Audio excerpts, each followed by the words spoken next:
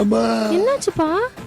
அண்ணன் அண்ணன் அண்ணன் எனக்கு அப்பவே தெரியும்பா, அண்ணன் ஒரு கல் நெஞ்சு கரண்ட். நீங்க விடுங்கப்பா, நான் உங்களை நல்லா பாத்துக்கிறேன். அம்மா இனிமே நீ தானே பாத்துக்க போற. அதான் என் சொத்தை உன்ட்ட கொடுத்தலான்ட்டு. அட என்ன மாமா நீங்க கீரை சாப்பிட்டு இருக்கீங்க? சிக்கன் சாப்பிடுறீங்களா? அடே வேணாம் மாப்ள. மாமா அந்த அண்ணா நகர்ல இருக்க இடமும் நம்மளுக்கு தானே.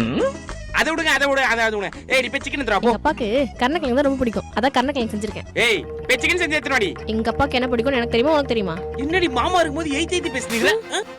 இவங்கள கை வச்சிட்டு நீ ஏய் அம்மா சண்டை போடுங்க. மேல கை சாரி கை மாட்டா. கை வைக்கிற மேல அடிக்காதீங்க. ஐயோ நீங்க அப்பா வாங்கிட்டாரு. அதான் சொத்து இருக்குல. இல்லடி அந்த சொத்தை வச்சு அப்பாவை நல்லபடியா ஹாஸ்பிடல் சேர்க்கலாம்.